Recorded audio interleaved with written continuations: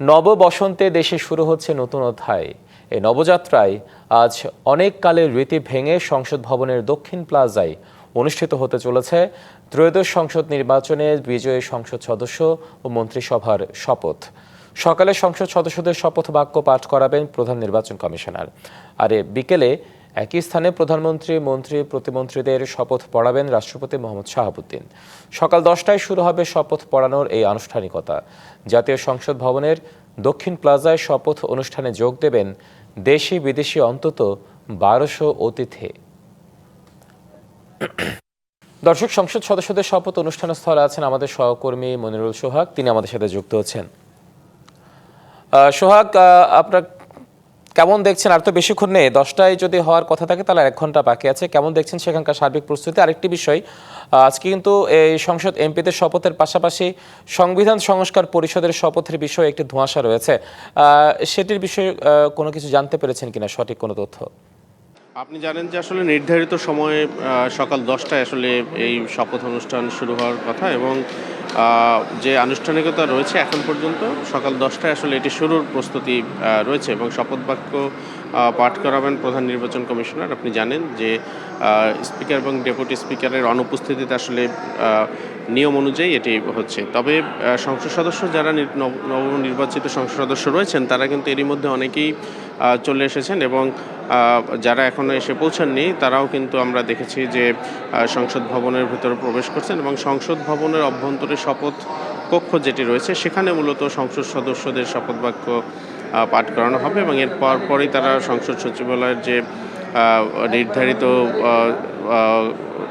জায়গা রয়েছে সেখানে তারা প্রবেশ করবেন, এবং সংসদ সদস্যরা সেখানে কিন্তু তাদের উপস্থিতির স্বাক্ষরও করবেন। তো সব মিলিয়ে আসলে এই প্রস্তুতি রয়েছে, এবং বিকেলে কিন্তু সংসদ ভবনের দক্ষিণ প্লাজায় মূলত আরেকটি শপথ অনুষ্ঠান রয়েছে। সেখানে মূলত মন্ত্রিপরিষদের যারা সদস্য নির্বাচিত হবেন, প্রতিমন্ত্রী এবং অন্যান্য পদে উপমন্ত্রী সহ তাদের আসলে শপথের আয়োজন রয়েছে। সেই প্রস্তুতি কিন্তু এরই মধ্যে শেষ হয়েছে, এবং সংবিধান সংস্কারের যে বিষয়টি আপনি বললেন সেই পরিষদের শপথ অনুষ্ঠান নিয়ে আসলে এখনও কিছুটা ধোঁয়াশা রয়েছে। যেটি বললেন সেটি সম্পর্কে এখন পর্যন্ত আসলে সঠিক কোনো কিছুই জানা যায়নি। তবে এখানের যে প্রস্তুতি রয়েছে সেখানে কিন্তু সেই শপথ অনুষ্ঠান গ্রহণেরও প্রস্তুতি রয়েছে। সুতরাং সেটি আসলে কি হচ্ছে সেটি আনুষ্ঠানিকভাবে যখন এখান থেকে জানা যাবে তখনই আসলে বলা সম্ভব, বা তখনই দর্শকদের জানানো সম্ভব আসলে যে সেই শপথ অনুষ্ঠানটি হচ্ছে কিনা, বা হলে সেটি কীভাবে হচ্ছে। তো সব মিলে আসলে সংসদ ভবনের যে পরিবেশ সেটি কিন্তু আসলে মূলত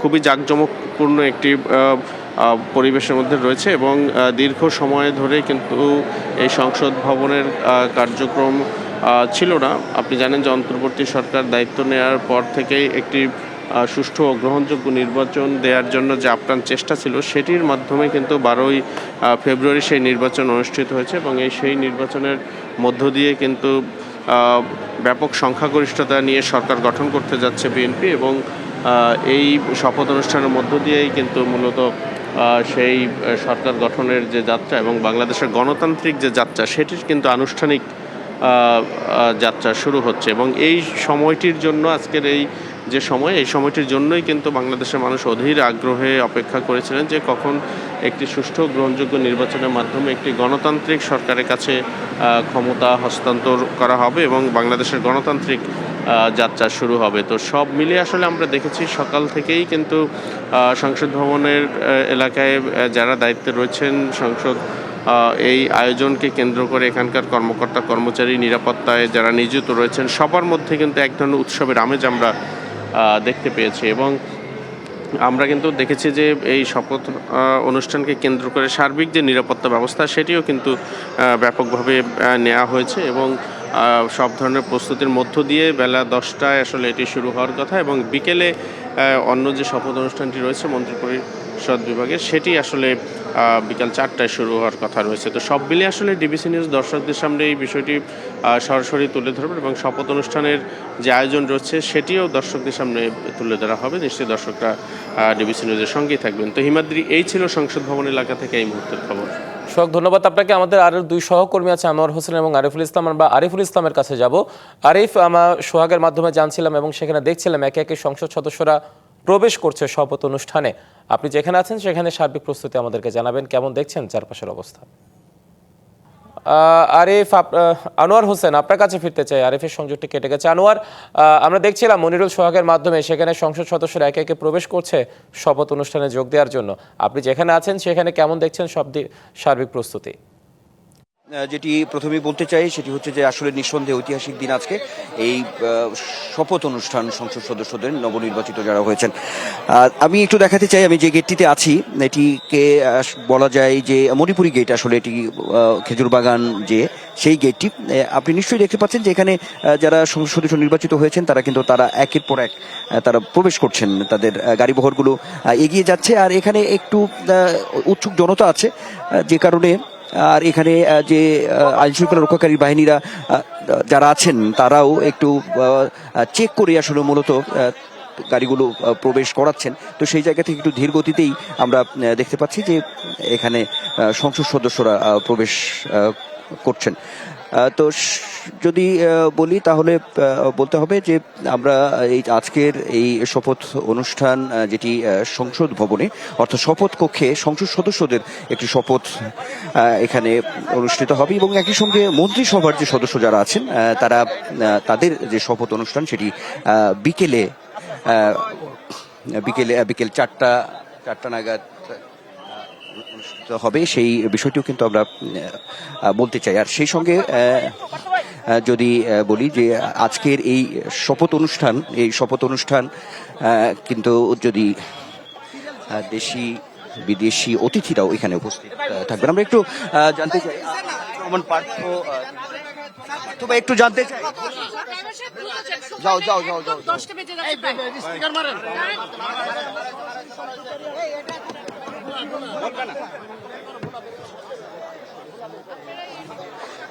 সংসদ সদস্যরা একের পর এক প্রবেশ করছেন। আমরা নিশ্চয়ই আপনার মাধ্যমে আমরা দর্শকদের দেখাচ্ছি। তো মন্ত্রী একটি বিষয় আছে যে সংসদ সচিবালয় থেকে যে তথ্যটি দেয়া হয়েছে, তো সেই জায়গা থেকে আজকে সংসদ সদস্যদের যে শপথ অনুষ্ঠান সেই সঙ্গে সংবিধান সংস্কার পরিষদের একটি শপথ অনুষ্ঠান পর্যক্রমে হবে এমনটি কিন্তু বলা হয়েছে। এখন প্রথম অবস্থায় যেটি হবে সংসদ সদস্যদের শপথ এবং বিকেলে মন্ত্রিসভার সদস্যদের শপথের একটি আয়োজন করা হয়েছে, যেটি ইতিহাসে আসলে একেবারেই বিরল। আমরা যেটি দেখেছি খোলা আকাশে এরকম বিগত সময়ে কখনো হয়নি। সংসদ ভবনের যে দক্ষিণ প্লাজা সেখানেই মূলত যে মন্ত্রিপরিষদের যে মন্ত্রিসভার সদস্যদের শপথ অনুষ্ঠান অনুষ্ঠিত হবে বিকেল 4টা নাগাদ। একদম উৎসুক মানুষ আছে। এখন আমরা কথা বলেছি অনেকের সঙ্গেই, এখানে যারা সংসদ সদস্য নবনির্বাচিত সংসদ সদস্য হয়েছেন তারাও আসলে উৎসাহ উদ্দীপনা রয়েছে, অর্থাৎ নানা চ্যালেঞ্জের যে বিষয়গুলো সামনে এসেছে, অর্থাৎ নতুন সরকার যখন গঠন হবে, এখনই ক্ষণ গণনা মাত্র। তো সেই জায়গা থেকে তারা সমস্ত যে চ্যালেঞ্জগুলো রয়েছে, বিশেষ করে আর্থসামাজিক অবস্থা, অর্থনীতি, আইনশৃঙ্খলা পরিস্থিতি, সব বিষয়গুলোই আসলে খুব শক্ত হাতে মোকাবেলা করবেন এমনই একটি অঙ্গীকার তারা করছেন। বিশেষ করে সংসদ সদস্য যারা আছেন নবনির্বাচিত তাদের মুখ থেকে কিন্তু আমরা এই বিষয়গুলো কিন্তু শুনতে পেয়েছি। এর আগে যারা প্রবেশ করছেন একটু ধীর গতিতে এগিয়ে যাচ্ছেন গাড়িবহর, বিশেষ করে যারা শপথ অনুষ্ঠানে অংশগ্রহণ করবেন, শপথ নেবেন, তাদেরকেই আসলে আমরা মূলত দেখতে পাচ্ছি। সব মিলিয়ে যদি বলি তাহলে বলতে হবে হিমাদ্রি যে এখন শুধু সময়ের অপেক্ষা, যখন সংসদ সদস্যরা সবাই সংসদ ভবনের ভেতরে প্রবেশ করে ফেলবেন তারপরই আনুষ্ঠানিকভাবে যে শপথ অনুষ্ঠান সেটি হবে। আর আজকের সংসদ সদস্যদের শপথ বাক্য পাঠ করাবেন হচ্ছে প্রধান নির্বাচন কমিশনার। নিশ্চয়ই এরপরে পরবর্তী সময়ে আপনার মাধ্যমে দর্শকদেরকে আমরা বিস্তারিত জানাতে পারবো। আরে আনোয়ার, ধন্যবাদ আপনাকে। আমাদের আরেক সহকর্মী আরিফুল ইসলাম আছেন। আরিফ, আমরা জানছিলাম সোহাগ এবং আনোয়ারের মাধ্যমে যারা শপথ অনুষ্ঠানে যোগ দিবেন তাদের প্রবেশের চিত্র দেখছিলাম, অনেকে ঢুকেও গেছেন এই মুহূর্তে। আপনি যেখানে আছেন সেখানে সার্বিক প্রস্তুতি কেমন দেখছেন আরিফ?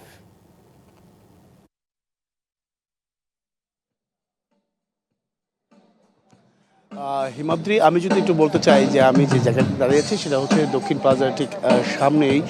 আর এই ক্ষেত্রে আশেপাশে যদি আমি একটু বলতে চাই যে ভেতরে তো আসলে কাউকে প্রবেশ করতে দেওয়া হচ্ছে না।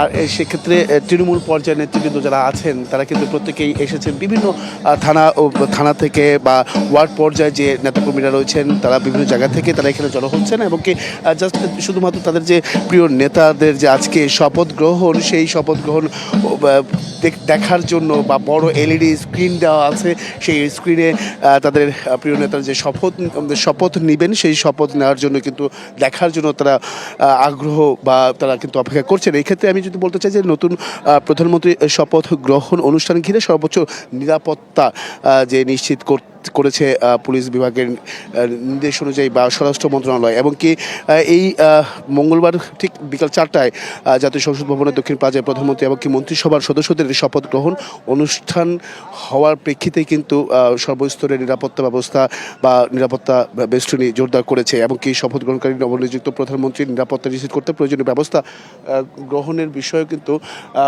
আমি যে আশেপাশে পুলিশ সদস্যরা তারা কিন্তু পর্যাপ্ত পরিমাণ রয়েছে এবং কি পাশাপাশি অন্যান্য অন্যান্য আইন শৃঙ্খলা বাহিনীর সদস্যরাও রয়েছেন। শুধুমাত্র তা নয়, আমি যদি একটু বলতে চাই যে এই নিরাপত্তা যাতায়াতের ক্ষেত্রেও একটাই আমরা দেখেছি যে যাতায়াতের ক্ষেত্রে আমরা এই সংসদ ভবনের যে প্রধান সড়কটি রয়েছে সামনের সড়কটি সেটা কিন্তু বন্ধ করে দেওয়া হয়েছে এবং কি কোনো ধরনের যানবাহন চলাচল করবে না। এর পাশাপাশি আর একটি বিষয় আমরা দেখেছি সেখানে আইনশৃঙ্খলা বাহিনীদের যে যদি বলতে চাই যে পুলিশ অধিদপ্তর স্পেশাল সিকিউরিটি ফোর্স এসএসএফ নির্দেশ দিয়েছে স্বরাষ্ট্র এবং প্রধানমন্ত্রী যাতায়াতের পুলিশ প্রোটোকল